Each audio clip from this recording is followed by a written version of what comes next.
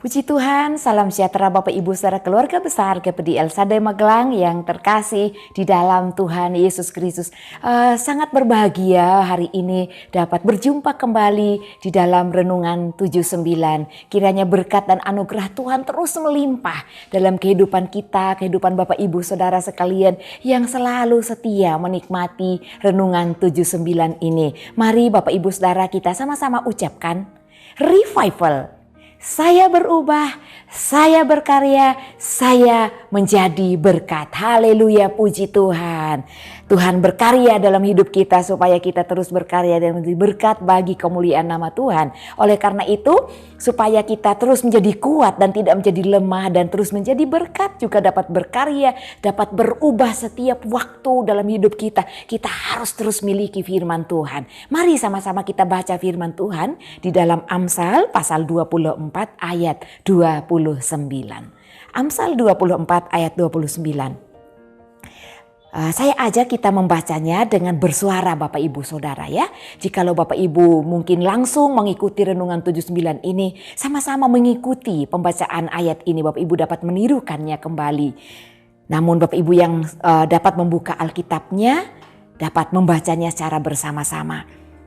Amsal 24 ayat 29. Janganlah berkata, sebagaimana ia memperlakukan aku, demikianlah ku perlakukan dia. Aku membalas orang menurut perbuatannya. Luar biasa. Ayat firman Tuhan ini sangat jelas menggambarkan bahwa ada tindakan perlakuan dari orang lain terhadap kehidupan kita ya. Dikatakan jangan berkata sebagaimana ia memperlakukan aku, demikian ku perlakukan dia. Aku membalas orang menurut perbuatannya. Saya memberikan judul untuk renungan kita pada hari ini, jangan menuntut balas. Kita sering kali mendengar perkataan ini, jangan membalas kejahatan atau jangan menuntut balas. Lebih tepatnya Bapak Ibu judul kita adalah jangan menuntut balas ya. Ada statement yang berkata kalau orang baik kepadaku maka aku akan lebih baik terhadap dia. Atau sebaliknya, jikalau ada orang yang berbuat jahat kepadaku maka aku akan lebih jahat daripada dia. Karena kejamnya perbuatannya dan lain sebagainya. Ini statement Bapak Ibu Saudara ya. Nah dari statement tersebut bila kita menemukan atau kita melihat ya, kita dapat menemukan di dalam statement ini dua perilaku. Yang pertama perilaku baik, yang kedua perilaku jahat. Oleh karena itu dalam kehidupan setiap manusia memang selalu terkandung perilaku baik maupun perilaku jahat, tergantung kita mau memilih memiliki perbuatan baik atau baik jahat. Tapi saya percaya bahwa Bapak Ibu Saudara sekalian tentu memilih yang baik dan baik terus berkarya untuk Tuhan dan menjadi berkat. Kalau kita baik terus jahat lagi, baik lagi, maka kita tidak akan dapat menjadi berkat buat kemuliaan nama Tuhan, juga menjadi berkat bagi orang lain. Maka kita harus terus berusaha untuk memiliki perilaku baik. Nah, Bapak Ibu yang terkasih dalam Tuhan, perihal membalas setiap perbuatan orang adalah haknya Tuhan. Baik orang yang berbuat baik maupun membalas perbuatan orang yang berbuat jahat. Semua ada balasannya, semua ada upahnya di hadapan Tuhan. Baik orang yang berbuat baik maupun orang yang berbuat jahat. Kita mengingat satu firman Tuhan ya di dalam Tesalonika 5 ayat 15 yang berkata, jangan ada orang yang membalas jahat dengan jahat. Artinya Bapak Ibu Saudara yang terkasih dalam Tuhan, pembalasan itu adalah haknya Tuhan. Firman Tuhan melarang saya dan Bapak Ibu Saudara sekalian, janganlah membalas kejahatan dengan kejahatan atau janganlah menuntut pembalasan kepada orang yang melukai kita, orang yang berbuat jahat kepada kita, sejahat apapun perbuatannya. Kembali kita ingat ya satu contoh di mana peristiwa penyaliban Tuhan Yesus. Dia mengalami penderitaan, dilukai, bukan hanya fisiknya, tetapi hatinya. Jiwanya semua tergoncang ketika Tuhan dianiaya, disiksa untuk disalibkan. Tetapi tidak dia menuntut balas kepada mereka. Dia tidak membalas kejahatan orang dengan kejahatan meskipun Tuhan dapat melakukannya. Tapi Tuhan tetap melakukannya dengan taat dan setia kepada Bapa. Firman Tuhan menjelaskan.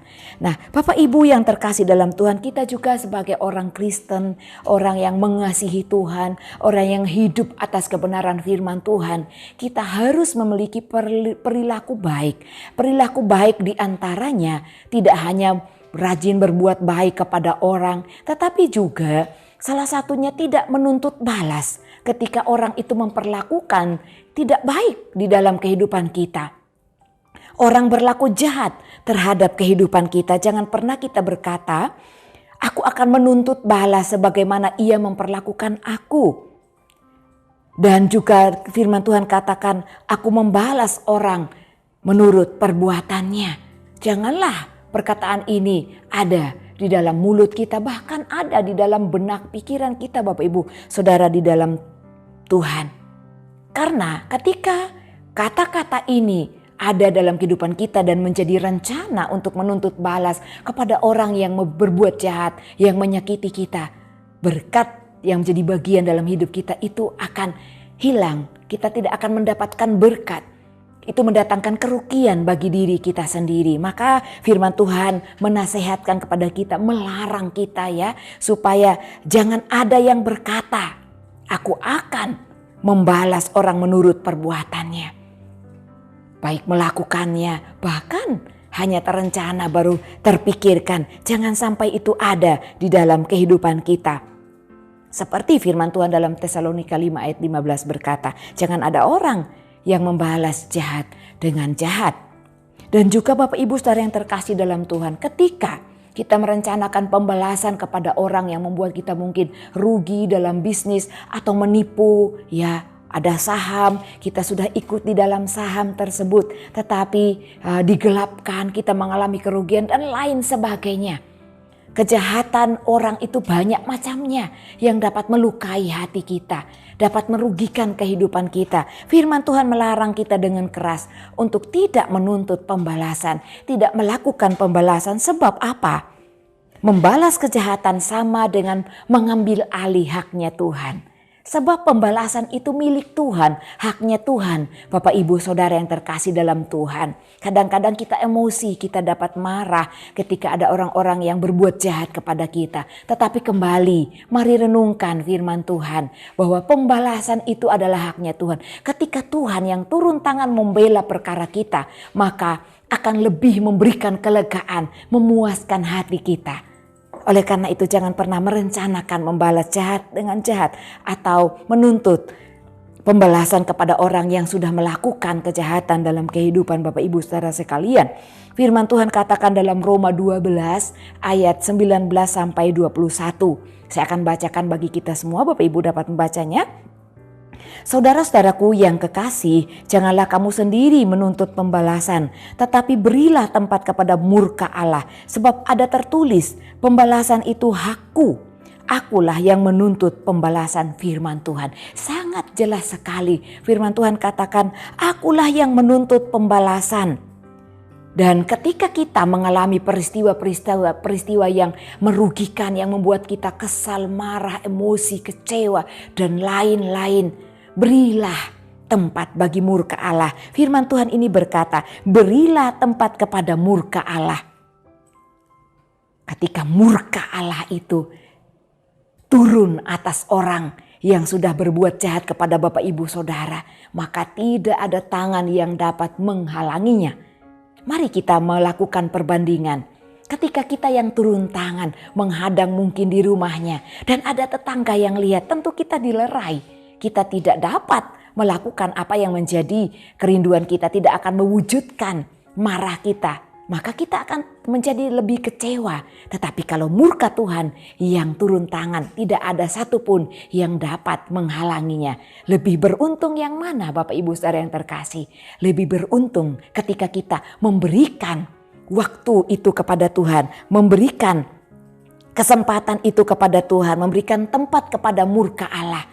Lebih tepatnya tempat firman Tuhan katakan, murka Allah yang terjadi kepada orang-orang yang menjolimi kita. Oleh karena itu berdoa, serahkan musuhmu, serahkan orang-orang yang membuatmu sakit hati kepada Tuhan. Biar Tuhan yang menyelesaikannya. Luar biasa Bapak Ibu kemuliaan Tuhan ketika Bapak Ibu saudara melihat ketika Tuhan menyelesaikan perkara Bapak Ibu saudara terhadap lawanmu.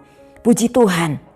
Contoh kejahatan yang sering kita alami, ya salah satunya kejahatan itu tidak hanya merampok membunuh, tetapi kejahatan pun bisa juga ketika kita menyakiti hati orang lain, kita berbohong, itu adalah salah satu kejahatan Bapak Ibu saudara yang terkasih dalam Tuhan. Kita malah mengalami dibohongi oleh orang lain mencemarkan nama baik kita. Semua itu adalah bentuk kejahatan dan dapat membuat kita tidak mengalami damai sejahtera. Serahkan kepada Tuhan, siapapun pribadinya, serahkan kepada Tuhan. Minta apa yang kita ingin kepada Tuhan. Inginkan kepada Tuhan terhadap lawan atau musuh kita, supaya Tuhan yang membereskannya. Kalau kita menginginkannya supaya dia mengasihi kita, berdoa kepada Tuhan. Tuhan, nyatakan kuasamu dalam hati si A, sebut namanya, supaya dia lebih mengasihi saya, supaya dia punya hati yang sabar, hati yang mengasihi orang lain, hati yang tidak tamak dan lain sebagainya. Doakan musuh kita Bapak Ibu saudara yang terkasih dalam Tuhan. Kalau Bapak Ibu saudara rindu supaya dia sadar dan tidak berperilaku seperti perilaku yang tidak dapat kita terima, nyatakan kepada Tuhan. Sebab Tuhan berkata, nyatakanlah segala kerinduanmu dalam doa dengan ucapan syukur. Tuhan yang akan melakukannya, dan cara Tuhan itu ajaib bagi saya dan Bapak Ibu saudara sekalian. Galatia 6 ayat 9 berkata, janganlah kita jemu-jemu berbuat baik. Bapak Ibu saudara yang terkasih dalam Tuhan, perbuatan membalas itu bukan hanya kejahatan, meskipun ayat ini lebih berkata kepada kejahatan dengan kejahatan, ya. Tetapi menerima kebaikan dan berbuat baik juga adalah hal yang baik dalam hidup kita. Karena setiap perbuatan baik, ya, orang yang gemar berbuat baik, mereka akan menerima kebaikan dan berkat Tuhan dalam kehidupannya.